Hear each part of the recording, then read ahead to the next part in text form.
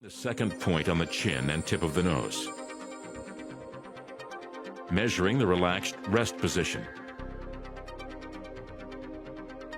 The back of the papilla of the patient. The measurement is taken using the scale while the upper lip is relaxed. This procedure should be repeated 1 to 2 times to achieve an accurate measurement result. This is then used to determine the wax wall height.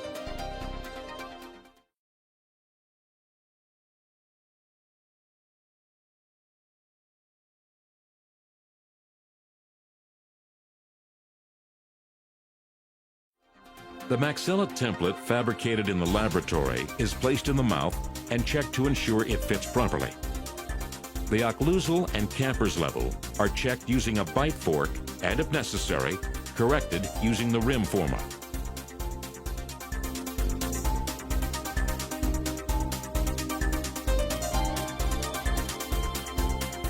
The offset edge of the rim former is placed against the tuber tapers. The rim former is pressed forwards against the wax wall. This melts the entire wax wall parallel to the desired height. If the vertical height, as well as the parallelism between the camper level and the bipupillary line match, no further modifications should be made to the maxillary wax wall. The mandible template fabricated in the laboratory is placed in the mouth and checked to ensure it fits properly. Here, the wax wall height should match up with the equator of the tongue. Check the position of the wax wall templates with respect to each other. Check the vertical height. It should be 2 to 3 millimeters lower than the relaxed rest position. Drawing the center line on the maxilla. Using these measurements, we recommend making a temporary articulation of the model.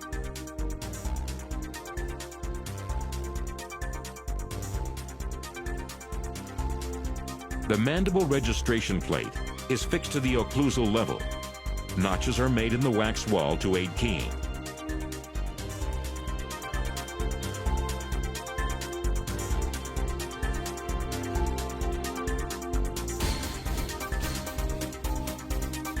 The maxilla registration plate is immersed in the wax wall until the registration pin is positioned parallel to the occlusal level.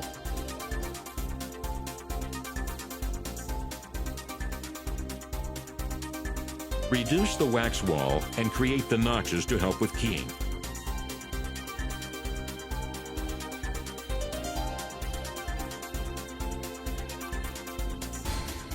Place the registration template in the mouth of the patient. Only the registration pin and registration template may touch each other during the registration procedure. While sitting in the upright position, the patient is instructed to move his mandible as far to the left as possible and then back to the center while the pin and registration plate are touching. This procedure is also repeated on the right side 2 to 3 times. The patient is then asked to move his mandible to the front and back.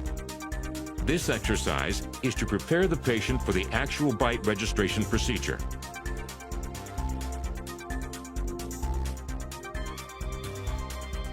Using the marker provided, generously blacken the mandibular registration plate.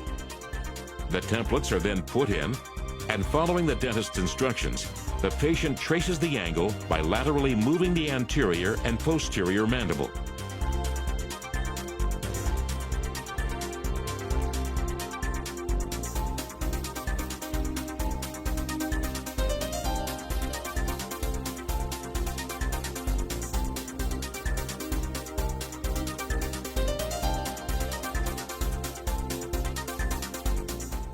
Crosshair symbol drawn on the tip of the arrow, centric.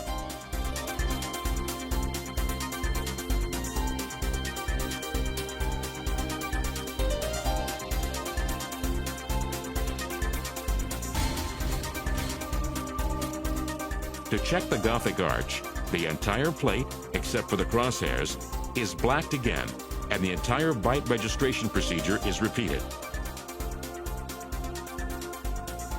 If the second Gothic arch is also positioned exactly on the crosshairs, The plexiglass plate can be placed in the position of the tip of the arrow fixed into place using the screw and washer. The opening and closing movements make it possible to check the mouth and see whether the tip of the arrow snaps into the hole of the plexiglass plate. If this is the case, the position is cemented using registration silicone or impression plaster.